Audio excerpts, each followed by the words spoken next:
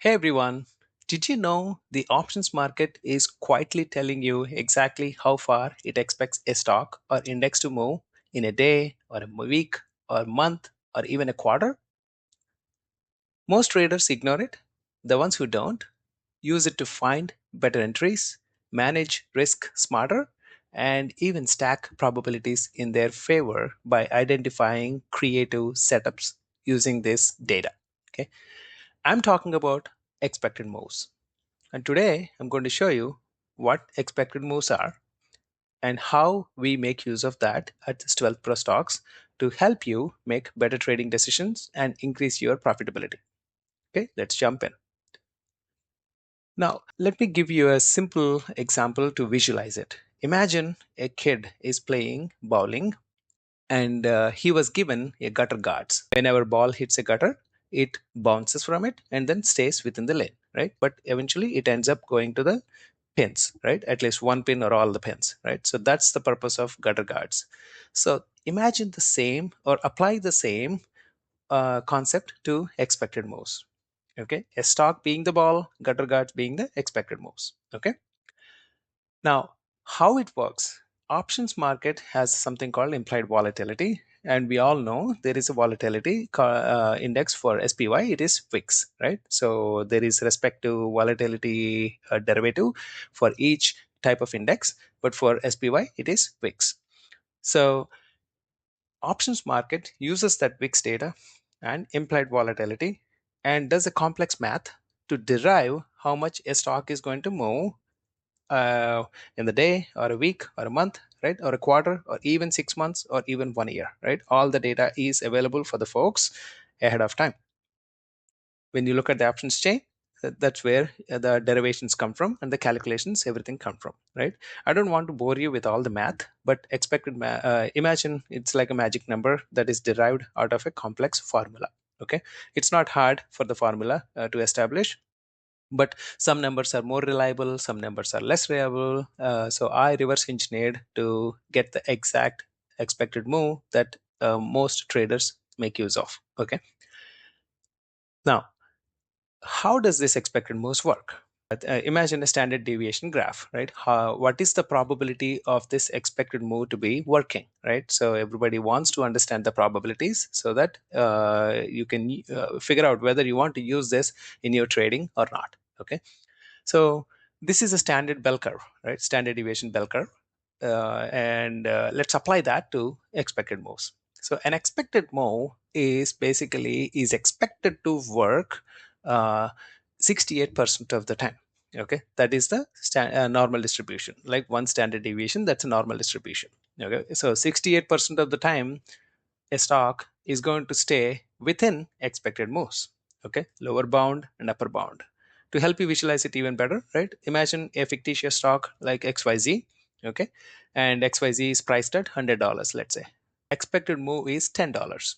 That means expected move is $10 for the whole week, let's say. Okay, so that means this stock is expected to move $10 either plus or minus. Okay, so that means the range for this stock is going to be $90, which is like $100 minus 10, $90 to 110. So that $20 is your range for that week. Okay, how many times it's going to be within that range?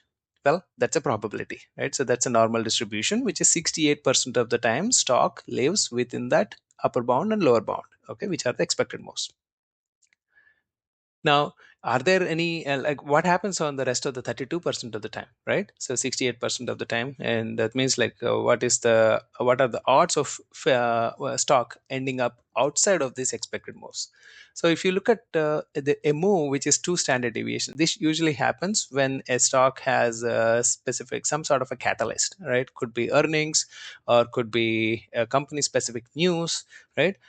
In such cases, right, it can move to two standard deviations, which is like a 95% of the time. So for a given stock, in the same example, $100 stock, right, $10 is the expected move. So two standard deviations for that move is going to be $20. Then that means we are looking at $80 to $120 being the range for that week if you consider two standard deviations as a possibility. Okay. Now, how to make use of the data? Since you have a statistically proven value which tells how much a stock is going to move, right? When a stock hits any side of it, you can expect that stock to bounce. The bounce could be small or could be huge, okay? But you can expect a bounce, basically reverse, whichever is the direction. If the stock is going higher, within a week a stock is expected to move $10, I said. So you have 5 trading sessions in a week.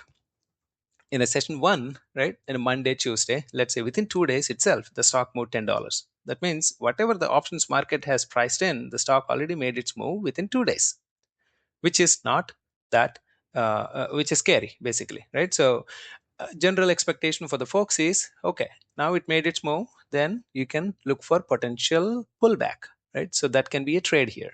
And same applies the other way around too. Stock hit $90, so it is expected to move $10, but it already made its move within 1 or 2 days. So rest of the 3 days, either it's going to stay there or it's going to make a little bounce there. Okay, so that can be a trade opportunity here.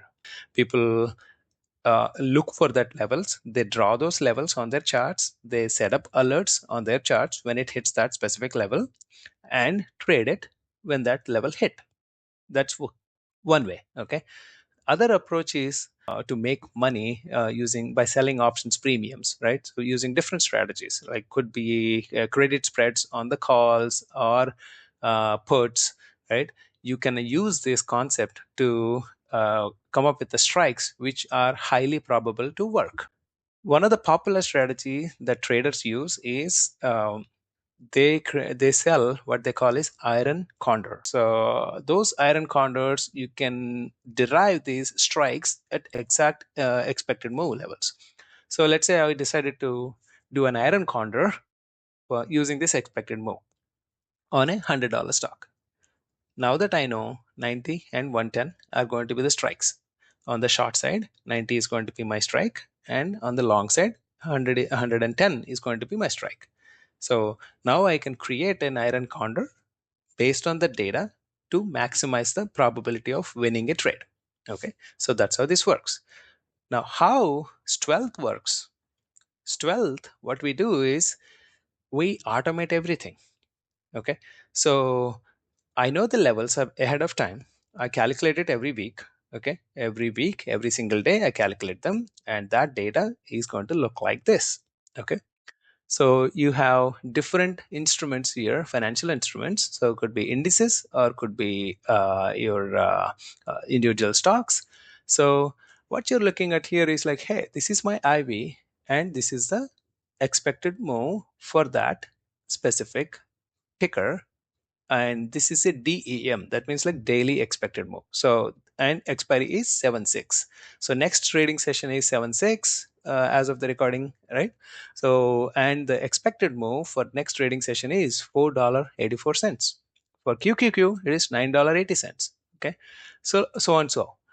And daily expected move is available for the stocks as well as options, which are like, for some stocks you can find daily options, 0 DTE options, but for some stocks it is just weekly, or for some stocks it is just monthly. Okay, so it depends on the available data. I calculate these numbers. Okay, now let's look at SPY. Right, SPY is expected to move $10.50 in the by end of July 10. Okay, so for the end of next week it is expected to move $10. It could be up or down. Okay, and same goes for every individual stock that is listed here, and you can come up with this using for any stock, right? XYZ, or could be maybe, yeah, Alcoa, right? Any stock you can specify, and we can derive the data for that specific stocks, and it is you can easily derive weekly, monthly, and quarterly. Okay, you can derive that quarterly. It makes sense to draw this data before the quarter starts, just a day before the quarter starts. And same applies, just one day before month starts. That's how it works. Okay, and for days, individual days, I need to do it as soon as the market is closed, right? I would be able to derive those numbers and put it here, make it available for you all. Okay, so that's this is a complex math. Again, you don't have to understand all of that. All you need to understand is this: expected moves means this is a lower bound, this is upper bound, and the stock is 68% of the time it will stay within that range. And if you want to be extra safe about it, two standard deviations, then a stock is expected to stay within that two standard deviations 95% of the time. Of course, you can still extend the theory saying like three standard deviations, then your probability is going to increase to 98.5 or so. Okay, so which usually like way cautious, and there is no trade there, right? The farther you go, there is no risk to reward, so we try to stay within 68%. Okay, one standard deviation is what we plan for.